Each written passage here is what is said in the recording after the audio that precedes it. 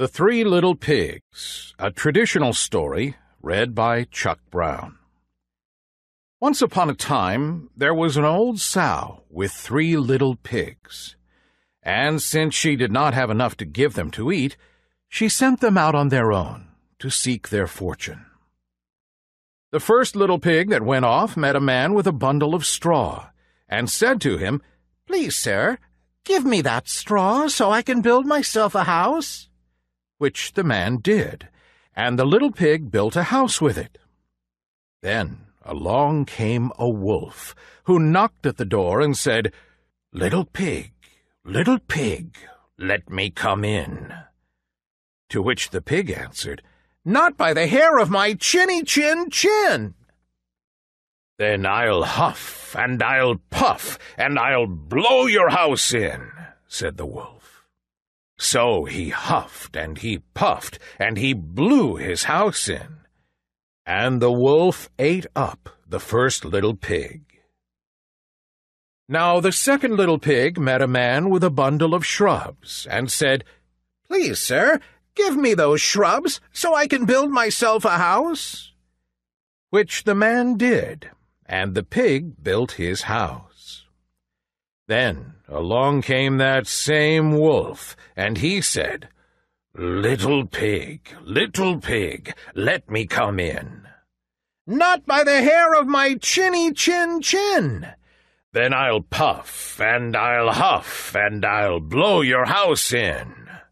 So he huffed, and he puffed, and he puffed, and he huffed, and at last he blew the house down, and ate up the second little pig. Now the third little pig met a man with a load of bricks, and said, "Please, sir, give me those bricks to build a house with." So the man gave him the bricks, and he built his house with them. So the wolf came, as he did to the other little pigs, and said, little pig, let me come in." "Not by the hair of my chinny chin chin." "Then I'll huff, and I'll puff, and I'll blow your house in." Well, he huffed, and he puffed, and he huffed, and he puffed, and he puffed, and he huffed, but he could not get the house to fall down. When he found that he could not, with all his huffing and puffing, blow the house down, he said, little pig, I know where there is a nice field of turnips." "Where?" said the little pig. "Oh, in Mr. Smith's home field. And if you'll be ready tomorrow morning, I will call for you, and we will go together and get some for dinner." "Very well," said the little pig.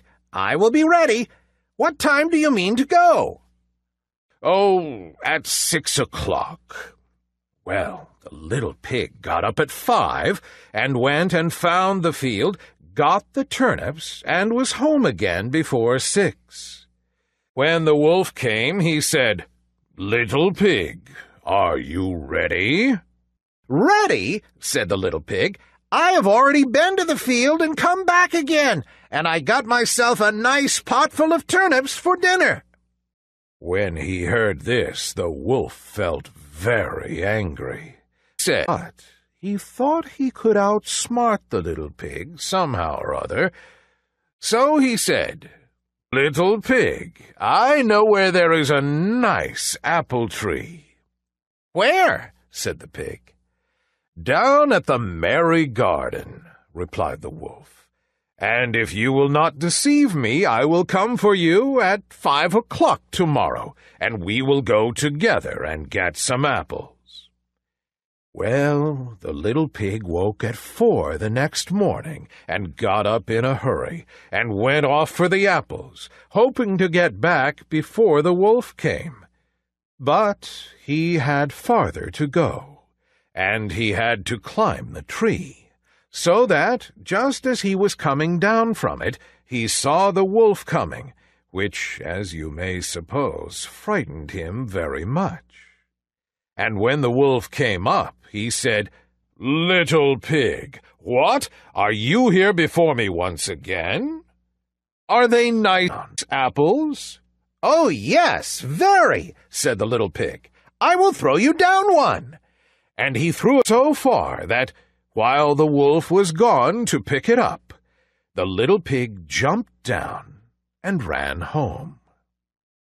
Well, the next day the wolf came once again and said to the little pig, "Little pig, there is a fair in the town this afternoon.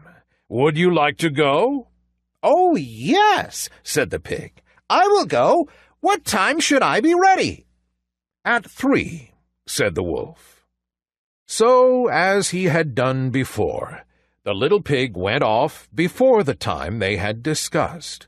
He got to the fair, bought a butter churn, and was on his way home with it when he saw the wolf coming.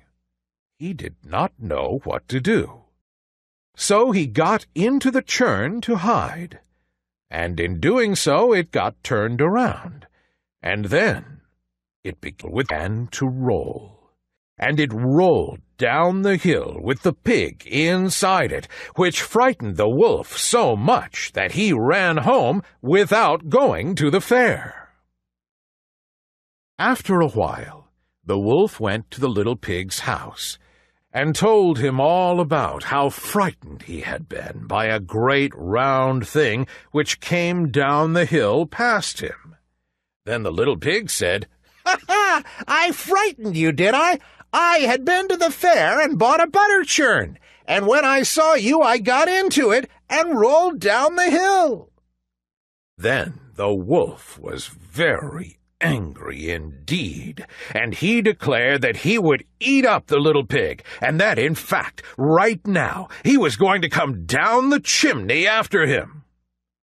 When the little pig understood the wolf's plans, he hung up a pot full of water, made a blazing fire in the fireplace, and, just as the wolf was coming down the chimney, he took the cover off the pot, and in fell the wolf. And the little pig put the cover back on again in an instant, boiled him up, ate him for dinner, and lived happily ever after. The end.